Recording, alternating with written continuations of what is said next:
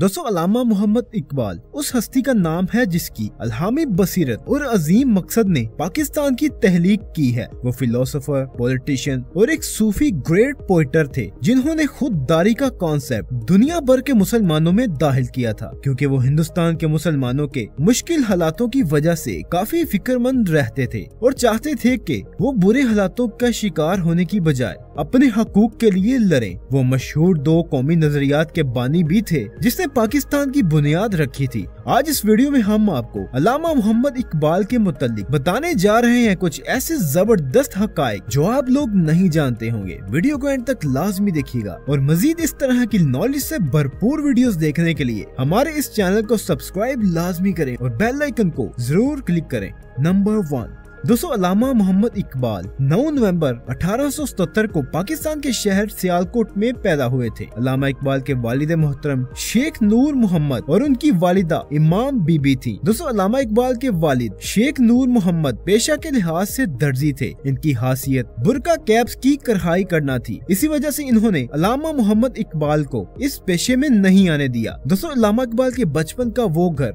आज भी सियालकोट में मौजूद है और हर साल 9 नवंबर को वहाँ लोगों का हजूम देखने को मिलता है, जिनमें ज्यादा तादाद स्कूल्स के बच्चों की होती है। नंबर 2, दोस्तों अल्लामा इकबाल ने यूनिवर्सिटी ऑफ कैम्ब्रिज से स्कॉलरशिप हासिल की थी। उसके बाद 1906 में ट्रिनिटी कॉलेज से बैचलर ऑफ आर्ट्स की डिग्री हासिल की थी और 1908 में ल्यूडविग मैक्सिमिलियन यूनिवर्सिटी से उन्होंने डॉक्टर ऑफ फिलोसफी की डिग्री भी हासिल की थी। दोस्तों 1922 में अल्लामा इकबाल को सर का टाइटल किंग जॉर्ज वी ने दिया था। नंबर 3, दोस्तों अगर अल्लामा इकबाल की पर्सनल लाइफ की बात करें तो अल्लामा इकबाल ने 3 शादियां की थी। इनकी पहली शादी 1885 सिर्फ 18 साल की उम्र में ही करीम बीबी से हुई थी। अल्लामा इकबाल की दूसरी शादी सरदार बेगम से हुई थी और अल्लामा इकबाल की आखिरी शादी 1914 में मुख्तार बेगम से हुई थी। अल्लामा इकबाल के 2 बेटे जावेद इकबाल, आफताब इकबाल और एक बेटी मिराज बेगम थी। नंबर 4, दोस्तों अल्लामा इकबाल के चाहने वालों में सिर्फ मुसलमान ही नहीं बल्कि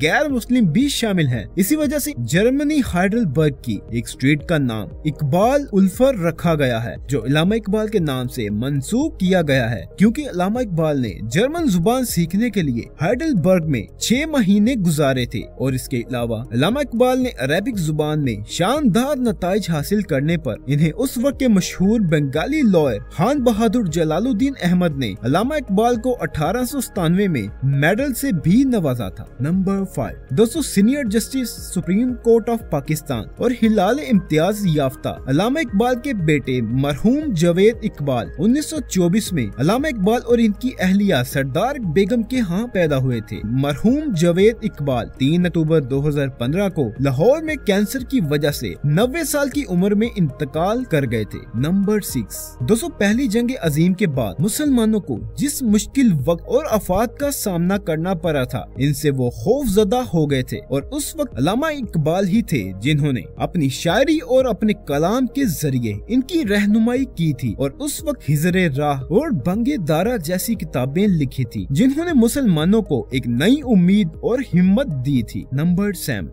दोस्तों अल्लामा इकबाल ने अपनी शायरी के लिए उर्दू की बजाय फारसी जुबान को तरजीह दी थी। उनका मकसद अल्लाह और अल्लाह के नबी हजरत मोहम्मद मुस्तफा के दीन को फरोग देना था और इस बात में कोई शक व शुबा नहीं कि अल्लामा इकबाल ने अपने कलाम के जरिए मुसलमानों को राह रास्त दिखाकर इस्लाम की खिदमत की है। और इसके अलावा अल्लामा इकबाल 1927 में पंजाब असेंबली के लिए मुंतखब भी हुए थे।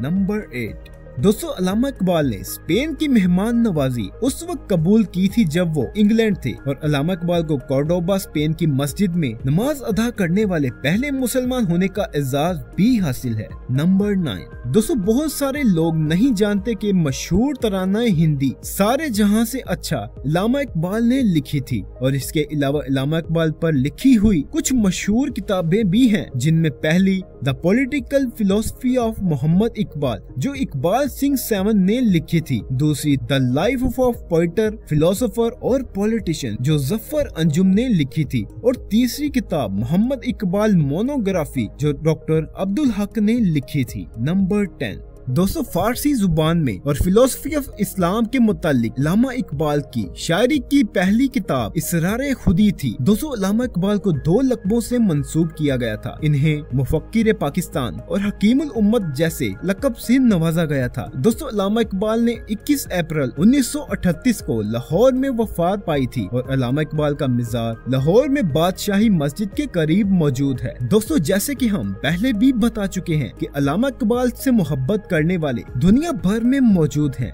लेकिन तुर्की वाहिद ऐसा मुल्क है जिसने अल्लामा मोहम्मद इकबाल से अपनी मोहब्बतों का इजहार तुर्की में अल्लामा इकबाल का मसनूई मज़ार बनाकर किया। निगाहे फख्र में शाने सिकंदरी क्या है, निगाहे फख्र में शाने सिकंदरी क्या है।